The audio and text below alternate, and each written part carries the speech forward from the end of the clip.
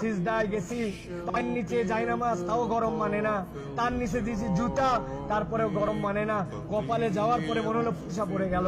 উঠার পরে সবাই তো তাড়াহুড়া করতেছে, আর উনি বলতেছে, আরে আমার পায়ের নিচে জায়নামাজ, আমার পায়ের নিচে জুতা, তারপরে আমার পায়ে গরম লাগে, আর আমার নবীর সাহাবীদেরকে কালেমা গ্রহণ করার জন্য এই পাথরের মধ্যে চিৎ করে শুয়ে রেখে বুকের উপরে পাথর জমাই দিয়েছে।